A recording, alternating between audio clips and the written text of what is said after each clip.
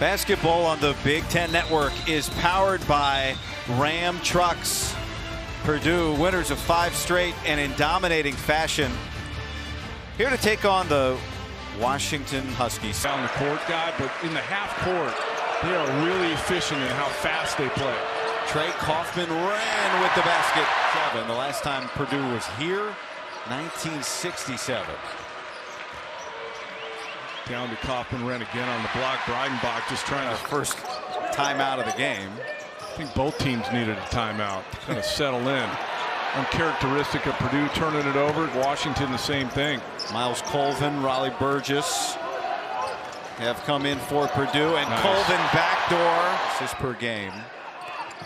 You mentioned it, Don. He's averaging 11 assists and 20 points per over this 5-game winning streak. And there's Louis Courtright with a 3. A good sign for 55. If not the best offensive coach in the country, certainly in the conversation. Being at shoot-around today, watching them run through their stuff.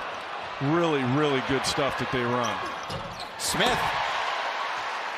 So after the tie-up, ball stays with Purdue. And they get a quick inbound. They've done a good job here the first 8.5 minutes.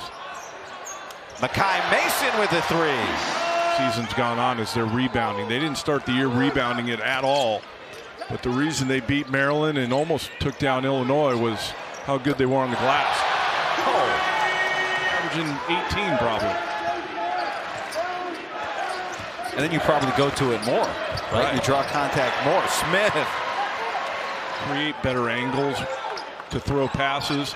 Release points on stuff in the lane or higher. Asabor forces his way in. Again, moving the ball. Not a lot of isolation here early. Smith again. Good luck stopping him. There's Breidenbach, and he finishes it. Now when you get them, they're not really in rhythm because you haven't been getting a lot of them. Mason. Watching, they've been spread around. Mason's got 7, Osabor's got 8. Quick passing. And first with the dunk. Quick timeout from Sprinkle. This is just the ball movement that we know Purdue values.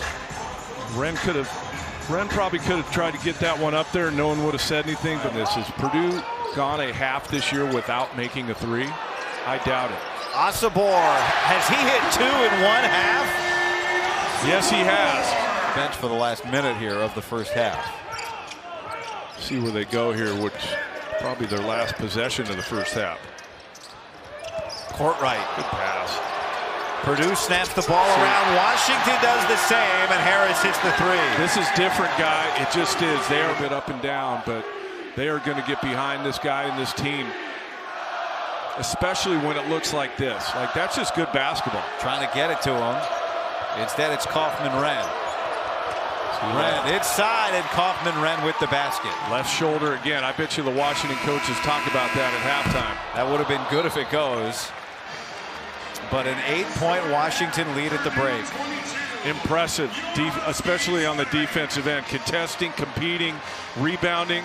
Big reason why they have an 8-point lead. Washington home game looked like they're going to get blown off the floor by Illinois. Smith breaks the seal. Now got the matchup with Breidenbach.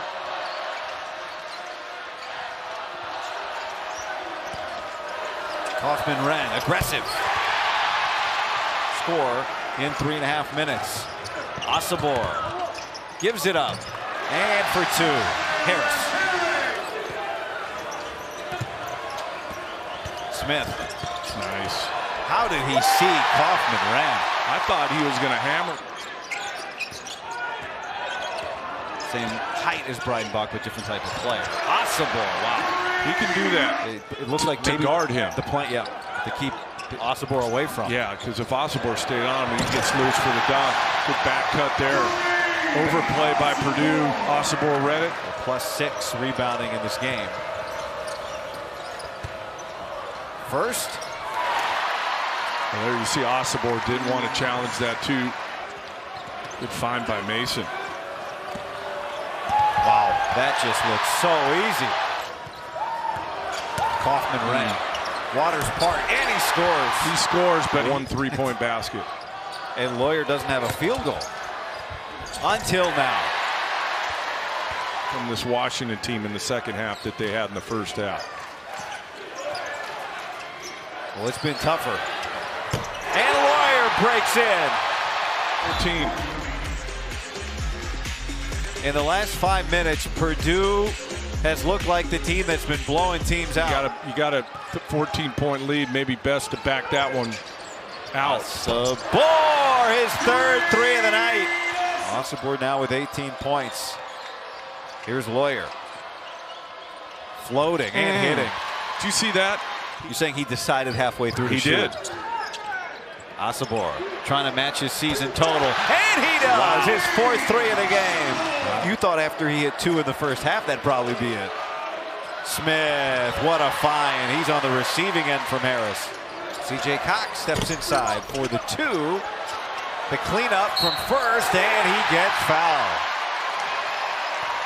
Washington did a pretty good job of covering stuff up.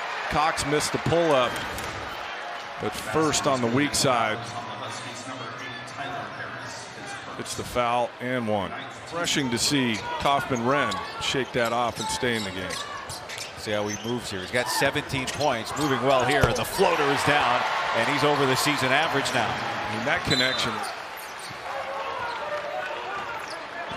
Diallo, after a brief rest, back in for Washington to score. Diallo's so good at that. Fletcher Lawyer didn't score in the first. He has 9 here in the second. And Smith got in the air and threw it to Makai Mason. And Mason goes in for the layup. That's exactly what Washington needs.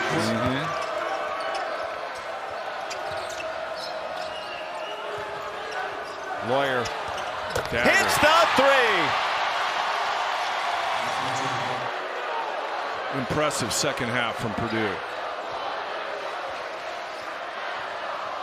So Purdue takes a challenge from Washington tonight as Smith hits the basket, and he's got 17. Got tested by Penn State. They won the game. They stay unbeaten at 6-0. Michigan's going to be at Minnesota tomorrow. Sabor, a career-high 5 threes. And now the Purdue fans in the building, showing their appreciation for their team's first trip here since 1967. And the Pacific Northwest road trip is off to a good start for Purdue. They've won 6 in a row. A 57-point second half. Or pardon me, a 47-point second half for the Boilermakers. And now they have won 6 in a row. Impressive. Purdue was led by Braden Smith, 17 points to go with his 6 rebounds and 5 assists.